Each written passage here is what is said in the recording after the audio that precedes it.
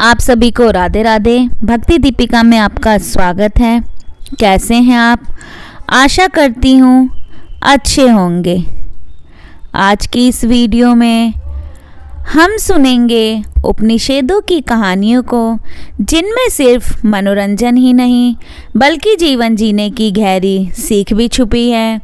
पुराना ज़माना सच में कहानियों का ज़माना था, जहाँ हर कथा लोगों के मन को छूती थी और सोचने पर मजबूर करती थी। हमारी कोशिश है कि हम उन अनमोल कहानियों को आज की भाषा में आप तक पहुँचाएं, ताकि हम सब मिलकर जीवन के असली अर्थ को समझ सकें।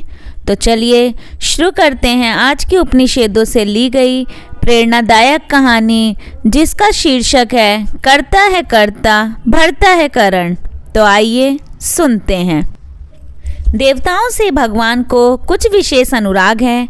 वह केवल उनके ही पीर समझते हैं, केवल उनकी पुकार पर दौड़ते हैं। कभी कभी तो देवताओं को सहायता के लिए विनती करनी पड़ती है, पर अक्सर वह उनकी आवाज़ पर घबराए हुए नौकर की तरह भाग पड़ते हैं। वह उनके लिए बेईमानी और धोखाधड़ी भी कर सकते हैं। वह कुछ भी कर लें, देवता किसी हालत में खुश रह ही नहीं सकते। वह इतने कमज़ोर हैं कि मरा हुआ असुर भी उन पर भारी पड़ता है। एक बार भगवान ने सोचा, इनकी रोज़ रोज़ की चीख पुकार से छुट्टी पाने के लिए क्यों ना इन्हीं ही असुरों से अधिक शक्तिशाली बना दिया जाए। उन्होंने ऐसा कर भी दिया।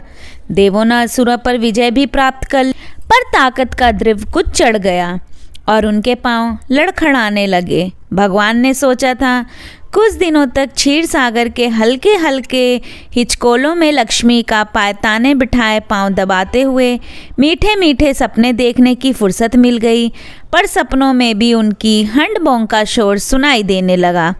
भगवान ने सोचा, देवताओं को हिंताग्रांथि तो शोभा देती है, पर उनका ये श्रेष्ठता बोध तो एक दिन भी मेरी छुट्टी नहीं करेगा।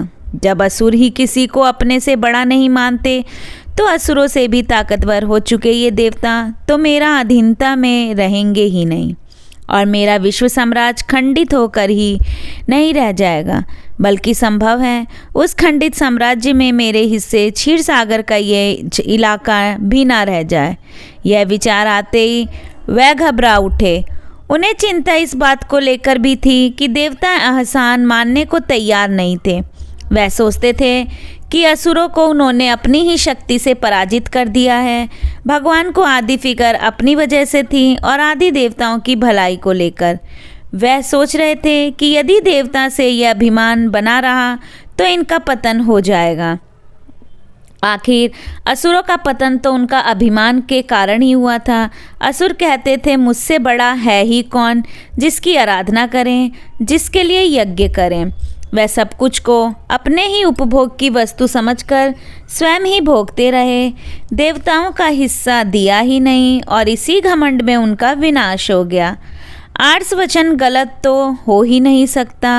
अति मानेन तेवे असुरा कंधम नु वयम जुहुआम इति वंदंत परा बभुवम। अब इसी तरह यदि देवताओं ने भगवान को मानना और उनका ध्यान रखना बंद कर दिया, तो उन्हें उन पराभूत करना होगा। और यह सोचकर भगवान को कलेश हो रहा था। देवताओं को चूर करने की तुलना में उनके गर्व को चूर करने को और अधिक उचित समझकर भगवान ने यक्ष का रूप धारण कर लिया और उनके सामने प्रकट हो गए। देवताओं की हालत खराब हो गई। इतनी दिव्य आकृति और विशाल आकार के किसी पुरुष को उन्होंने आज तक देखा ही नहीं था। उन्होंने सोचा, यह कौन है, इसका पता तो लगाया ही जाना चाहिए। समस्या थी कि बिल्ली के गले में घंटी बांधे कौन। उसकी ताकत का पता लगाने और परिचय जानने के लिए उसके पास जाए कौन। अंत में तय किया गया कि देवताओं में सबसे पुराने, सबसे अनुभवी और सबसे तेजस्वी अग्नि है, इसलिए उन्हें ही यक्ष के पास भेजा जाए। अग्नि को देवताओं ने जातवेदा और कविकृतु आदि कहकर उनका दिमाग चढ़ा रखा था। वह देवताओं के पुरोहित थे और दूत के काम पर उन्हें अक्सर तैनात भी किया जाता था।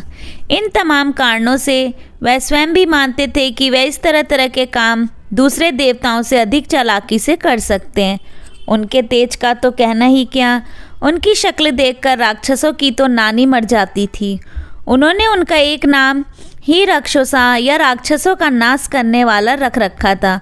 उन्होंने सोचा यदि ये कोई राक्षस हुआ तो उनको देखते ही राख हो जाएगा।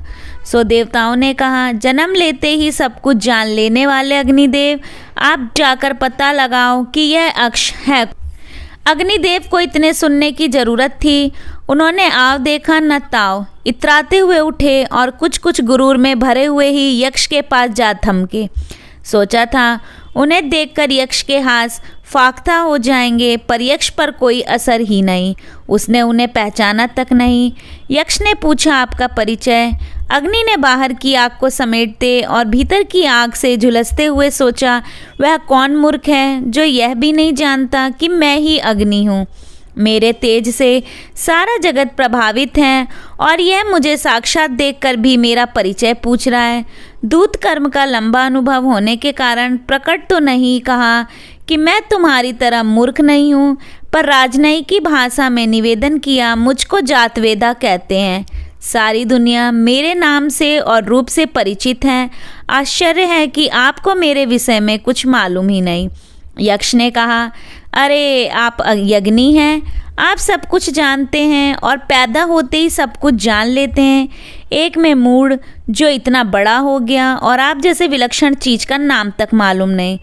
अब आप यह तो बता दें कि आपकी विशेषता क्या है, आपकी वह ताकत क्या है जिससे सारी दुनिया आपको जानती है। अग्नि ने कहा, मेरी ताकत तो यह है कि चाहूँ तो सारी दुनिया को जलाकर भस्म कर दूँ, और तुम जो अकड़कर मेरे सामने आ खड़े हो, तुम्हारी तो राख का पता नहीं चलेगा। यज्ञ ने अग्नि के सामने एक सूखा तिनका रख दिया। कहा, पूरी दुनिया को जलाने का कष्ट क्यों करेंगे आप? यह तिनका है, इसे ही जला दीजिए, आपकी ताकत का प्रमाण इसी से मिल जाएगा। अब अग्निदेव ने इस तिनके को भस्म करने के इरादे से उसका स्पर्श किया। उस पर कोई असर नहीं हुआ। दुनिया में कुछ ऐसे भी पदार्थ हैं जो मामूली आग से नहीं जलते। उनके लिए अधिक धाकता की ऊंचे तापमान की ज़रूरत होती है, तब कहीं पिघलने का नाम लेते हैं। अग्नि ने अपनी पूरी दाहक शक्ति उस तिनके पर लगा दी, पर उसका बाल भी बांका ना हुआ। अग्नि को हार मानकर लौट जाना पड़ा।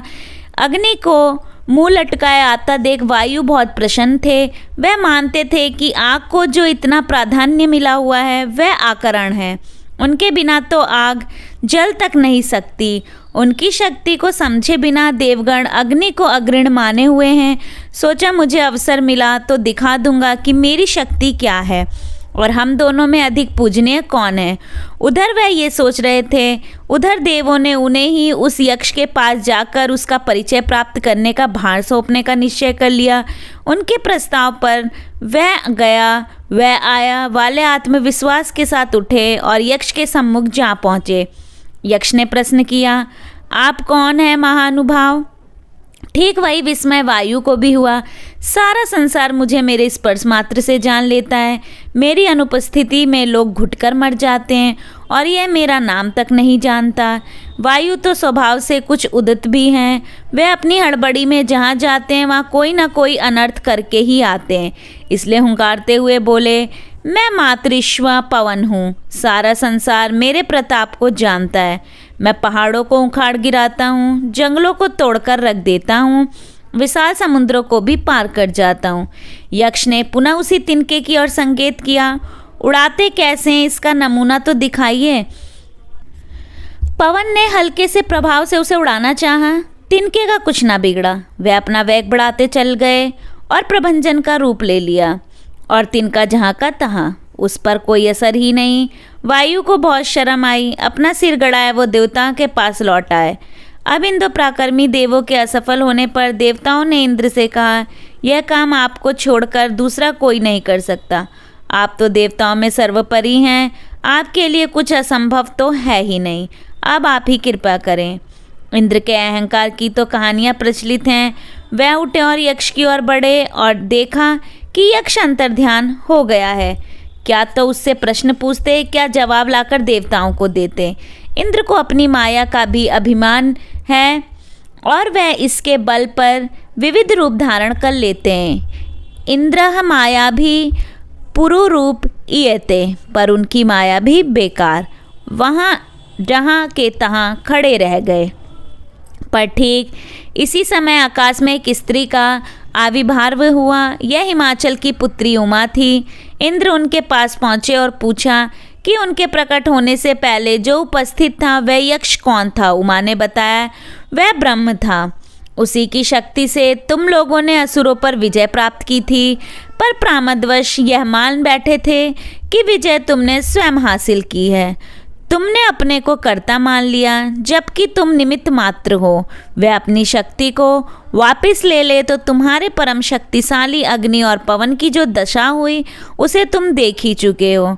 उनकी शक्ति की उसने सीमा बताकर उनका अभिमान तोड़ दिया, पर तुम जो अभिमानवश अपने को सर्वोपरि मानने लगे थे, तुमसे तो उसने बात तक ना की।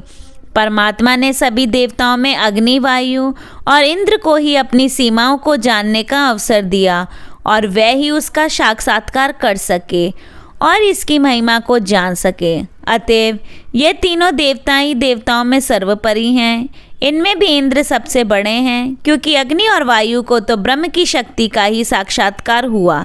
इंद्र को तो उमा ने स्पष्ट बताया कि वह कौन है, और उसकी महिमा से ही सभी देवता महिमावान और उसकी शक्ति से ही शक्तिमान है। परमात्मा ब्रह्म अपनी महिमा ना तो सदा प्रकट करता रहता है, ना दूसरों की सीमाओं की ओर बार बार ध्यान दिलाता है। सभी ये मानते हुए अपने काम करते रहते हैं कि वह जो कुछ भी कर रहे हैं अपने निर्णय, अपनी निजी योग्यता और शक्ति के बल पर कर रहे हैं। केवल यदा कदा ही बिजली की क्षणिक चमक की भांति, पलक झपकाने की भांति उन्हें ब्रह्म की शक्ति और सभी वस्तुओं में उसकी सत्ता और सभी कार्यों के प्रेरक और कर्ता होने का आभास मिल पाता। यदि उन्होंने इस संकेत को ग्रहण कर लिया तो उनका जीवन बदल जाता है, अन्यथा उनका पतन निश्चित है। जो कुछ भी होता है, यहाँ तक कि उसकी सर्वव्यापकता और सर्वशक्तिमत्ता का बोध तक, हमारी इच्छाओं और विचारों का निर्देशन तक उसके ही चाहने और करने से होता है। यह बोध किसी को लघु नहीं बनाता, अपितु उसकी महिमा को बढ़ाता ही है। सभी को तो इस बोध का भी अवसर नहीं मिलता। तो यहाँ पे हमारी ये कहानी समाप्त होती है। इसी तरीके की अन्य कहानी को सुनने के लिए तथा किसी भी व्रत व त्यौहार के बारे में जानकारी प्राप्त करने के लिए आप जुड़े रहें मेरे साथ अपने चैनल भक्ति दीपिका में। अगर आप किसी भी प्रकार की कोई जानकारी पाना चाहते हैं तो आप कमेंट करके बता सकते हैं। अगर वीडियो को पहली बार देख रहे हैं तो लाइक कीजिए, शेयर कीजिए, और अगर चैनल पर नए हैं तो चैनल को सब्सक्राइब करिए, बेल आइकन दबाइए, जिससे आपको आने वाली वीडियो की नोटिफिकेशन मिल सके। धन्यवाद। हर हर महादेव।